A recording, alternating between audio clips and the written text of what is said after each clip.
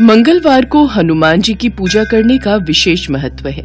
हम जब भी किसी हनुमान मंदिर जाते हैं तो हनुमान जी की मूर्ति सिंदूर से रंगी हुई दिखाई देती है। प्रत्येक मंगलवार को बूंदी और लड्डू के साथ हनुमान जी को सिंदूर भी अर्पित किया जाता है। इसके अलावा हनुमान जी को सिंदूर का चोला भी चढ़ाया जाता है।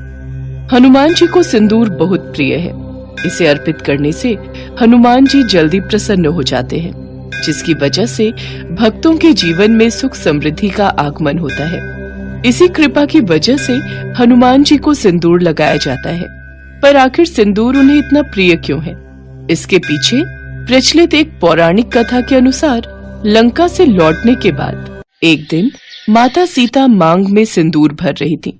तभी हनुमान जी ने माता को सिंदूर लगाते हुए देखकर पूछा, माता, एक बात पूछूं? पूछो पुत्र हनुमान। आप अपनी मांग में सिंदूर क्यों भरती हैं? मैं अपनी मांग में सिंदूर इसलिए भरती हूँ क्योंकि इससे तुम्हारे प्रभु श्री राम की आयु बढ़ती है। आयु बढ़ती है? आपने ये बात मुझे पहले क्यों नहीं बताई? माता सीता की बात सुनकर एक पल के लिए हनुमान जी सोच में पड़ गए। माता जानकी चुटकी भर सिंदूर लगाती हैं तो प्रभु श्री राम की आयु बढ़ जाती है। अगर मैं पूरे शरीर पर सिंदूर लगा लूं तो फिर तो प्रभु श्री राम अमर हो जाएंगे। क्या हुआ हनुमान? किस सोच में पड़ गए? मैं चलता हूं माता, मुझे आज्ञा दीजिए, मुझे बहुत जरूरी काम है। पर तुम जा कहाँ रहे हो? कौन सा जरूरी काम आ गया पुत्र? मैं जा रहा हूं प्रभु की आयु बढ़ाने। जय श्री राम। धन्य हो पुत्र, तुम धन्य हो। इसके पश्चात हनुमान जी ने अपने पूरे शरीर पर सिंदूर लगा लिया। उन्हें देखकर ऐसा प्रतीत हो रहा था मानो उन्होंने सिंदूर से होली खेली हो। हनुमान जी ने सोचा कि अगर थोड़ा सा सिंदूर लगाने से प्रभु को इतना लाभ है तो पूरे शरीर पर सिंदूर लगाने से प्रभु श्री राम अमर हो जाएंगे। तभी श्री राम और लक्ष्मण वहां आ जाते हैं। एक पल के लिए तो वे दोनों हनुमान जी को उस रूप में पहचान ही नहीं पाते। लक्ष्मण, ये कौन है? हाँ भैया, ये कौन है? कुछ समझ नहीं आ रहा। मैं आपका भक्त हनुमान। आप मुझे इस रूप में पहचान नहीं रहे हैं। हनुमान, तुमने ये क्या हुलिया बना रखा है? भैया लक्ष्मण, इस सिंदूर में नहाना ये तो मेरा प्रभु श्री राम के प्रति प्रेम है, जो मैं इस रूप में दर्शाना चाहता हूं। और इसका सही उत्तर तो प्रभु श्री राम ही दे सकते हैं। आपको क्या लगता है, मैंने ये सिंदूर क्यों लगाया होगा? और कोई सिंदूर क्यों लगाता है? इस प्रश्न का उत्तर जानकर ही मैंने अपने शरीर पर सिंदूर लगाया है। प्रभु, ये सिंदूर लगाना मैंने माता जानकी से सीखा है। क्या आपने कभी माता जानकी से पूछा है कि वो अपनी मांग में सिंदूर क्यों लगाती हैं? नहीं हनुमान, मैंने तो कभी नहीं पूछा। प्रभु, माता जानकी ने मुझे बताया है कि वो अपनी मांग में सिंदूर इसलिए भरती हैं ताकि आपकी आयु लंबी हो, आपकी आयु बढ़ सके। प्रभु, माता जानकी द्वारा मांग में थोड़ा सा सिंदूर लगाने से यदि आपकी आयु बढ़ती है तो अगर मैं रोजाना पूरे शरीर पर ढेर सारा सिंदूर लगाया करूंगा तो आपकी आयु तो अधिक से अधिक बढ़ जाएगी। हनुमान जी के भोले भाले मधुर शब्द सुनकर प्रभु श्री राम की आंखों में अश्रु की धारा बहने लगती है। जब तक पृथ्वी पर राम नाम रहेगा तब तक तुम अमर रहोगे। मैं तुम्हें अमरता का वरदान देता हूं।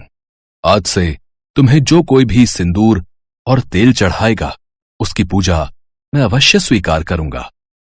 प्रभु, आपकी जय हो। जय श्री राम। तभी माता सीता भी वहां आ जाती हैं। पुत्र हनुमान, तुम्हारी भक्ति की गाथा युगों युगों तक गाई जाएगी। तुम सदैव चिरंजीवी रहोगे।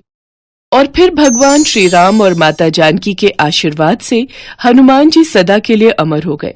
कहा जाता है कि आज भी धरती पर जिस घर में भगवान श्री राम के नाम का भजन और कीर्तन होता है, राम नाम का जाप होता है, वहाँ हनुमान जी भक्तों पर कृपा करने के लिए अवश्य उपस्थित रहते हैं। कहते हैं भगवान श्री राम के प्रति अपना प्रेम और भक्ति को दर्शाने के लिए हनुमान जी को सिंदूर अति प्रिय है। इसलिए हनुमान जी की मूर्ति पर सिंदूर लगाना शुभ माना जाता है। मान्यता है कि कि सिंदूर लगाने से हनुमान जी के साथ श्री राम की कृपा भी भक्तों पर बनी रहती है। हनुमान जी को सिंदूर घी में मिलाकर लगाया जाता है। हनुमान जी की पूरी प्रतिमा पर सिंदूर लगाना बहुत शुभ माना जाता है। इससे हनुमान जी बहुत प्रसन्न होते हैं। उनके आशीर्वाद से जीवन की सभी बाधाएं दूर होती हैं। हनुमान जी की पूजा अर्चना करने के साथ उनकी प्रतिमा पर सिंदूर लगाने से सभी तरह के संकट दूर होते हैं।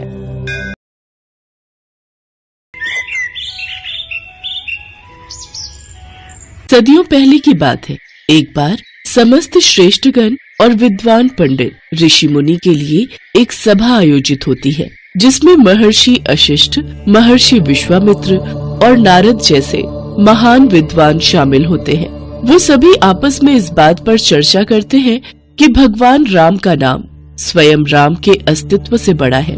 उसी सभा में भगवान राम के परम भक्त हनुमान जी भी मौजूद होते हैं। हनुमान जी उन सब की बातों को बड़े गौर से सुन रहे होते हैं।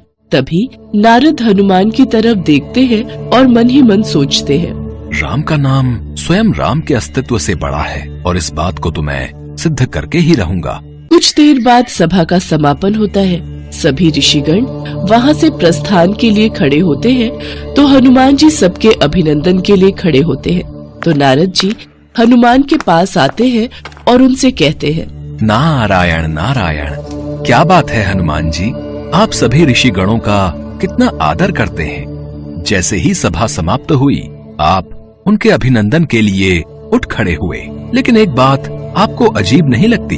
कौन सी बात देव ऋषि जी, आप स्पष्ट शब्दों में कहिए कि आप कहना क्या चाहते हैं। ऋषि विश्वामित्र तो एक राजा है और फिर एक राजा का ऋषि के रूप में अभिनंदन कैसा? मुझे तो ये बात ठीक नहीं लगती। हनुमान जी देव ऋषि नारद की इस बात को भली भांति समझ जाते हैं कि वो क्या कहना चाहते हैं। इसलिए जब सभी ऋषिगण वहाँ से प्रस्थान करते हैं तो हनुमान जी हाथ जोड़कर उन सब का अभिनंदन करते हैं। लेकिन ऋषि विश्वामित्र के जाने पर वो ऐसा नहीं करते, जिससे इसे अपना अपमान समझकर ऋषि विश्वामित्र बहुत क्रोधित हो जाते हैं और वो चिल्लाते हुए राम के पास जाते हैं और कहते हैं, हे राम, तुम्हारे भक्त हनुमान ने मेरे अलावा सभी ऋषि गणों का अभिनंदन किया और जानबूझकर मेरी अनदेखी की। इसका दंड तो उसे मिलना ही चाहिए।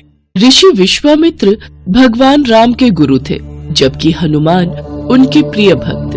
उनके लिए दोनों ही महत्वपूर्ण थे, मगर इस संसार में गुरु का स्थान तो सबसे ऊंचा होता है। इसलिए राम विश्वामित्र के शब्दों की अवहेलना नहीं कर सकते थे। काफी सोच विचार करने के बाद राम विश्वामित्र जी से कहते हैं, हे गुरुदेव, आप ही बताएं कि इस अवहेलना के बदले हनुमान को क्या दंड दिया जाए। उनकी बात सुनकर ऋषि विश्वामित्र क्रोधित हो जाते हैं और उनके ऊंचे स्वर से समस्त सभा कांप जाती है। राम, हनुमान को मृत्यु दंड दिया जाए, मृत्यु दंड, और इसे मृत्यु दंड तुम्हारे हाथों दिया जाए, यही इसकी सजा है। अपने गुरुदेव के मुंह से ऐसी बात सुनकर राम आश्चर्यचकित हो जाते हैं और हनुमान के लिए अपार प्रेम होते हुए भी ऋषि विश्वामित्र की बात का समर्थन करने पर विवश होकर कहते हैं, हनुमान, तुम्हारा ये दंड क्षमा योग्य नहीं है। तुम्हें मृत्यु दंड अवश्य दिया जाएगा।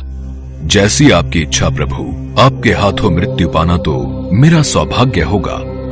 श्री राम अपने गुरुदेव की बात का मान रखते हुए हनुमान को मृत्यु दंड देने के लिए तैयार हो जाते हैं और हनुमान जी असमंजस में पड़ जाते हैं। मगर तभी नारद उनके पास आकर कहते हैं, नारायण नारायण, राम भक्त हनुमान, मेरी मानो तो राम नाम में लीन हो जाओ। हो सकता है उनके नाम में लीन होने से स्थिति में परिवर्तन हो जाए। नारद की बात मानकर हनुमान जी जंगल के बीचों बीच एक पेड़ के नीचे बैठकर राम नाम का जप करने लगते हैं। जय श्री राम, जय श्री राम, जय श्री राम, जय श्री राम, जय श्री राम। हनुमान राम नाम में विलीन हो जाते हैं और उधर राम हनुमान को मृत्यु दंड देने के लिए वहाँ उपस्थित हो जाते हैं। विधि का विधान भी कितना अजीब है। जो अपार स्नेह का भागी है, आज उसी को मृत्यु दंड देने को विवश हूँ। भगवान राम ख्यालों में खोए हुए ही होते हैं कि तभी उन्हें अपने गुरु विश्वामित्र के अपमान का स्मरण हुआता है और वो क्रोधित अवस्था में आकर अपना बाण निकालकर हनुमान की तरफ छोड़ देते हैं, किंतु उनके बाणों का हनुमान पर कोई असर नहीं होता। ये कैसी विडंबना है, मेरे सभी बाण निष्क्रिय क्यों हो रहे हैं? हनुमान आंखें बंद करके लगातार राम नाम का जप किए जा रहे थे। राम अपनी हर बलशाली शक्तियों का प्रयोग करके थक जाते हैं, किंतु वो हनुमान का बाल भी बांका नहीं कर पाते। राम आश्चर्यचकित होकर कहते हैं, कुछ भी हो हनुमान, लेकिन तुम्हें मृत्युदंड तो मैं देकर ही रहूंगा। अपने गुरुदेव को दिए वचन का पालन मुझे करना ही होगा। इतना कहते ही राम अपना ब्रह्मास्त्र निकालते हैं और उसका प्रयोग करने लगते हैं। वो जैसे ही ब्रह्मास्त्र का प्रयोग करते हैं तो तीनों लोकों में हाहाकार मच जाता है। जमीन से ज्वालामुखी फूट पड़ती है, सागर में ऊंची ऊंची लहरें उठ खड़ी होती हैं, पर्वत ढह कर गिरने लगते हैं, जंगल में आग लग जाती है। जीव जंतु प्राणी सभी अपनी जान बचाने के लिए संघर्ष करने लगते हैं, किंतु राम नाम में लीन हनुमान अभी भी राम नाम के जप में लीन रहते हैं। उन पर ब्रह्मास्त्र भी बेअसर रहता है। राम नाम का जप हनुमान के लिए सुरक्षा कवच का काम करता है। इतनी प्रलय और राम नाम की शक्ति देख नारद ऋषि विश्वामित्र के पास जाते हैं और उन्हें सारी सच्चाई बता देते हैं। फिर ऋषि विश्वामित्र राम को अपने वचन से मुक्त कर देते हैं। नारद ये सिद्ध करने में सफल हो जाते हैं कि राम नाम की शक्ति स्वयं राम के अस्तित्व से कई गुना अधिक शक्तिशाली है।